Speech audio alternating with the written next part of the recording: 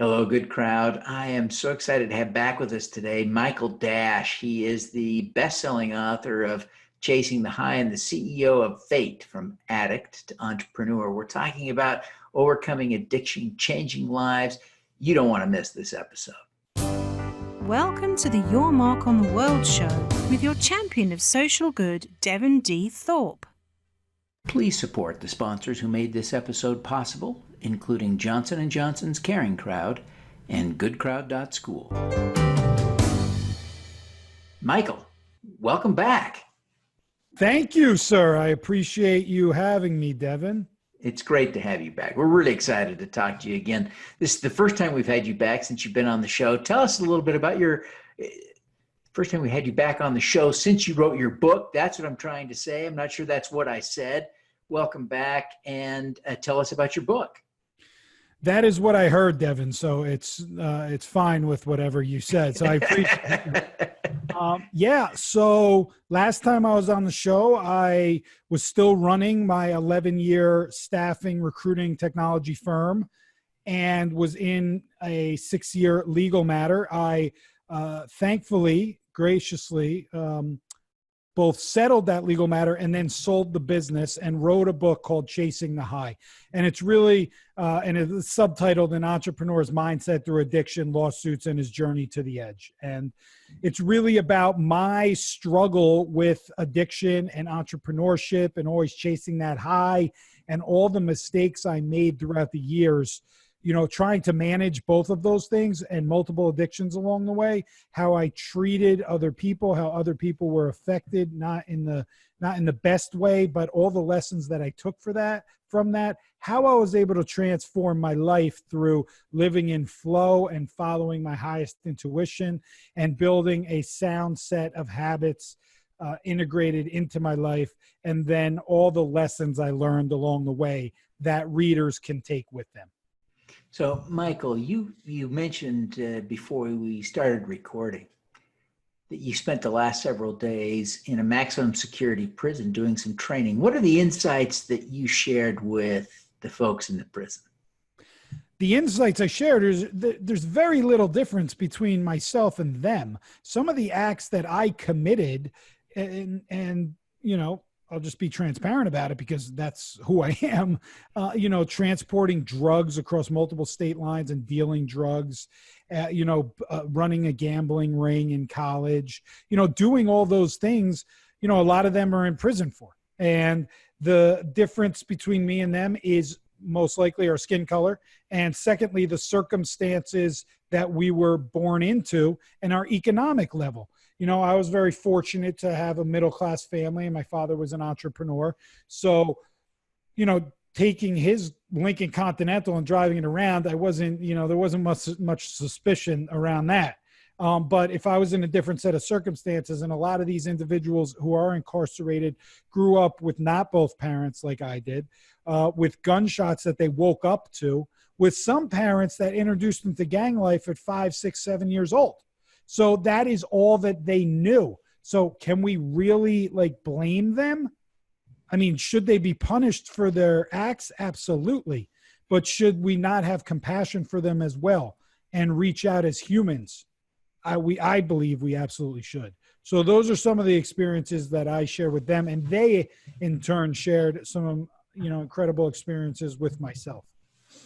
That's really amazing. You had given me in advance just a couple of insights that we ought to just review together, Michael, because you really do have some powerful stuff.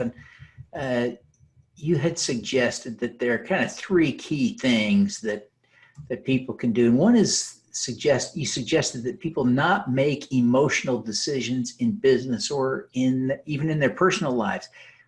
What do you mean, and why is that important? Well, some of my biggest mistakes were decisions I made in a highly volatile emotional state, whether it was coming off of a disagreement with a client, a disagreement with a coworker, with my ex-business partner, with my lawyers. I probably had the most disagreements with them.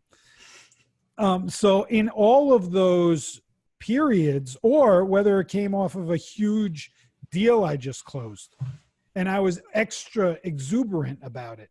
You know, they all take you out of that element of conscious decision making and thought, and are driven more by that peak emotion, whether it's a high peak or a low peak. And when making those decisions, most of the time I regretted them. Most of the time I looked back on them and I said, do you know what? If I took a few deep breaths, if I went for a walk, if I sat in a 5 to 10 minute meditation, I would have made a different decision, more strategic decision, more clear, forward thinking decision. And that's why I feel one of the keys to success, not only in business, but in relationships and in life, is not making emotional decisions. Boy, that is a really powerful insight. I know I've been guilty of making emotional decisions. You know, one I think a lot of people make, like me, is firing off a response on an email when an email gets us fired up, right? Oh, yeah. How many times have I lived to regret an email that I sent? And I can't think of one email I didn't send that I regret, if that makes any sense, right? I mean, where I step back and say, I'm not going to send that email. I'll wait. I'll cool off. I've never regretted not sending an angry email, right? Right. Oh, 100%. And in fact, I have a terrible story, but a solid lesson from that. And I had a client, I was doing business with Zappos at the time, and I was working with an HR woman there, and she was really, really irritating me and getting on my nerves and everything. And I actually meant to send an email internally to one of my other staff members and about her, and I sent it to her. And I was mortified, and I called up their help desk. I was trying to get the email retract. I completely remember the entire thing. I was freaking out, and I knew it would end our business relationship, and it did end our business relationship. So from the next day forward, I implemented a new strategy that when I was in that emotional state, I would write an email response to myself, and then I would read it as if I was the other person. And then I would be prepared to actually respond the right way. So I would get it off my chest, but just send it to myself, because it's really it's like one of the worst things to ever do. So I completely resonate with what you're saying. Yeah. Now your second tip, which I think is similarly powerful, is you point out that change is actually easy. What do you mean change is easy? So you or I could change a specific behavior right now if we chose to. Let's say eating after 8 p.m. Okay. We'll take an easy one, which is not so easy actually, but if we wanted to, we could actually stop doing that immediately today. But what people get hung up on is the results that they're looking for from the change, the immediate results that they're looking for from the change. And the results and the actual change itself actually have no correlation to each other. The two acts themselves, they are specific acts that you can integrate immediately. Where we get hung up is when we tie them to each other and we say, well, why would I do that? Change is so difficult because you're thinking about losing 10 pounds, not eating tonight after 8 o'clock. If you just think about not eating tonight after 8 o'clock, well, that's not really that difficult. But when you think about what it will take to get to a goal of losing 10 pounds by not eating every night at 8 o'clock, then you start getting overwhelmed with those thoughts and you talk yourself out of doing it and you convince yourself that change is difficult when it's absolutely not. Change is easy. Interesting observation. Now, you also suggest that we explore our positive curiosity and try new activities that can bring fulfillment. How do you implement that, and what's the benefit of that? So I believe, and I have a chapter in the book, Chasing the High, called The Habit of Habit Making and the importance of building a habit, habits in your life that are healthy.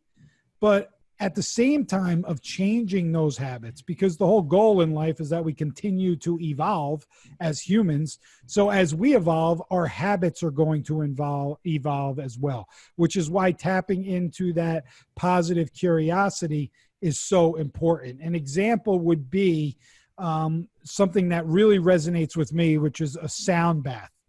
Have you ever been to a sound bath before? Are you No, familiar with what it is? no, I don't even know what it is. Okay. So, and this is how I felt, but I actually discovered it in Utah. So a sound bath is when you go to a session that's led by a man or a woman, and they are doing sound healing. They have big bowls in front of them of a variety of different sizes and a few other non-traditional instruments. And they have a stick, and it makes different sounds around the bowls, right? Much like you could do with a wine glass Sure. Yeah. finger if you wanted, right? But these are big $1,000 bowls that make extraordinary noises. And you lay down in and basically for 45 minutes to an hour in like a meditative state, just close your eyes, and they take you through a sound journey. And you can have emotional discoveries during it. You can have a clearing of negative thoughts. You could just relax. You might pass out and start snoring. I don't like those people, but it happens. And when you come out of it, you feel completely refreshed. Your mind is cleared, and whatever worry you had in your life has left for that hour and for that time being. So it's almost a reset. And that, for instance, really resonated with me the first time I did it. So I incorporated that. I will go to at least one sound bath every week, because it's an amazing, just soothing feeling and cleansing almost. And I actually kind of felt almost high without having to take any drug whatsoever. It was a natural high. And so that's an example of tapping into your curiosity, of trying something that you've never tried before and seeing if it resonated with you. Because just because it doesn't resonate with your spouse, and just because it doesn't resonate with your friends, doesn't mean it won't resonate with you. And that is a big lesson that I learned. It took me 35 plus years to learn it, but I always used to make decisions just based on my friends and immediate, people around me, not for myself, but based on the opinions that they had about specific things. That's cool. Well, Michael, what are you most proud of having accomplished now in your life? Wow. That's a great question. I'm definitely proud of raising over $100,000 for the Leukemia Lymphoma Society. I'm definitely proud of getting out of my own way and putting my ego aside and settling a 6-year lawsuit, even though it cost me over $1 million. And I was in this mentality that I would never settle because I felt I was right. But actually having the humility and getting in touch with my own ego and realizing that nobody really cared. And when I was dead, nobody would care even less about this lawsuit, that it was time to move on to my life and not be hung up on money. I'm actually very proud of the fact that I was able to overcome that. And I'm extremely proud of this book, Chasing the High, where I basically rip open my soul and bare all so that others don't have to go through the struggle that I went through, or at least have another way of possibly approaching it. And this is why I sold my company, to have an impact on people. And that's why I started that program, Fate, that you mentioned earlier in the program. It's a 10-week mentoring program to work with any entrepreneurs or leaders who are dealing with compulsive behaviors that are holding them back from being the leader and the family member that they know they truly are. As you look back on your life, you shared some great insights already today. You put a lot of great stuff in your book, but as you think about it, what's the most important lesson you've learned?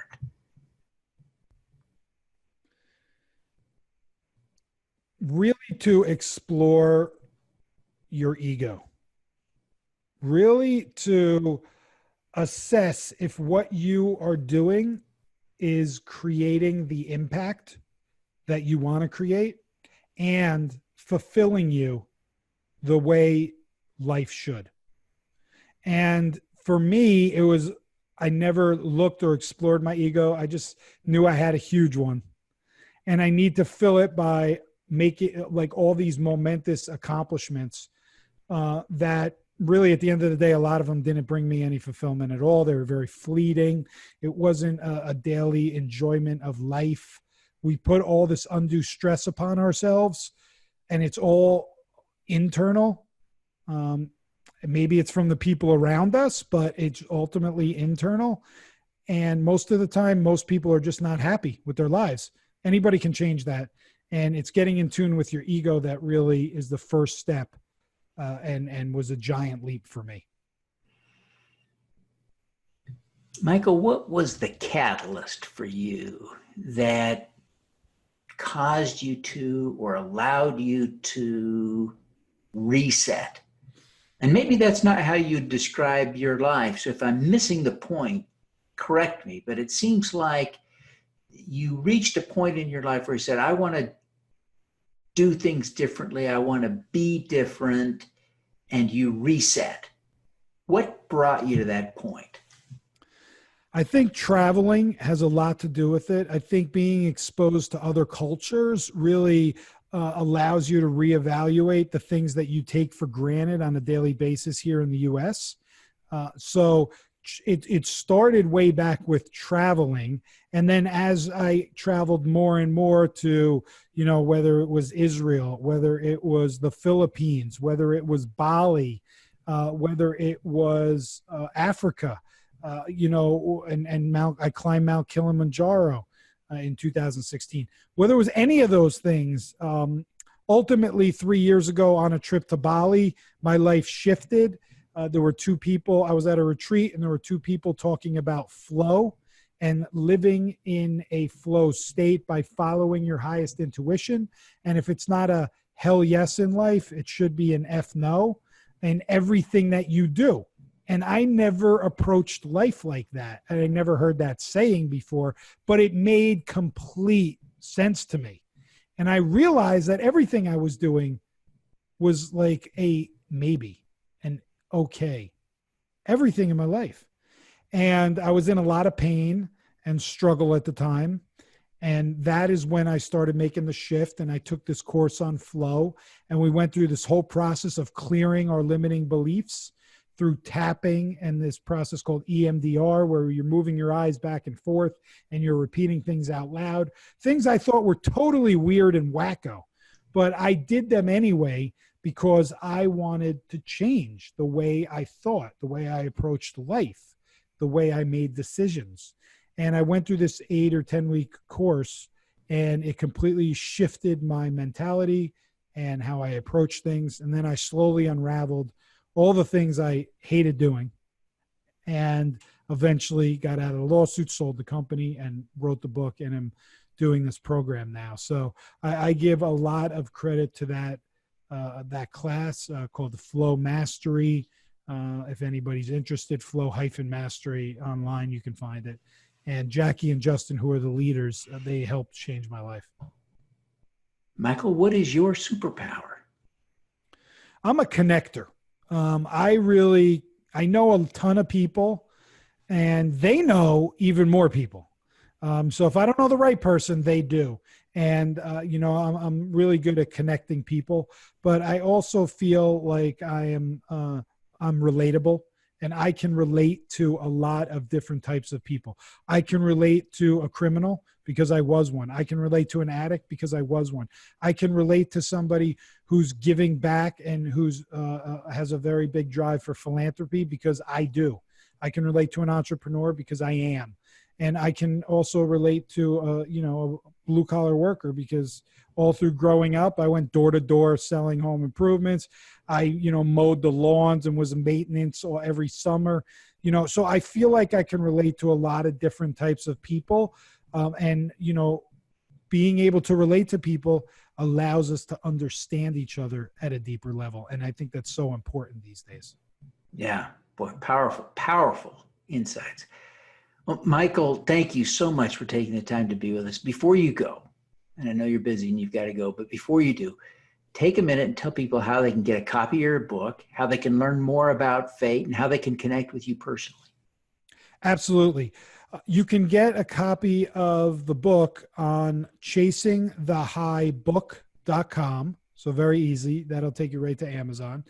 It is a bestseller. I'm very happy and proud about that. They can find more information about our Fate program, our 10-week program. I created a free webinar that breaks down all the details, including the 4-step process that will change your life. You can find that at michaelg-.com/fate, F-A-T-E. And you could connect with me online. I'm on Instagram, M-1. I'm on Facebook, of course, michael.-1. And my website is michaelg-.com. And I look forward to anybody who's struggling with any sort of compulsive behavior problem. I'm glad to have just mentioned this show, and I'm glad to have a free consultation call with you. Fantastic. Well, Michael, thank you so much for taking the time to be with us today. We wish you every success in helping more people overcome their challenges and compulsive behaviors and addictions. Thank you so much, Devin. I appreciate it. All righty. Let's do some good. At Caring Crowd, we believe everyone has the power to make a difference. Through our crowdfunding platform for community health, we empower passionate people to drive real change. Whether you work for a nonprofit organization, volunteer, or want to get involved for the first time, you can post a campaign on Caring Crowd. Join us, because caring is where change begins. At goodcrowd.school, 5% of what you pay to learn how to make a difference goes to nonprofits working to eradicate extreme poverty, improve global health, and reverse climate change by 2045. So when you take a course to learn how to change the world, you do change the world. Get started at goodcrowd.school today. Thanks for tuning in to the Your Mark on the World show, the Social Impact Podcast. Please subscribe via YouTube, iTunes, Google Play, Stitcher, or Spotify.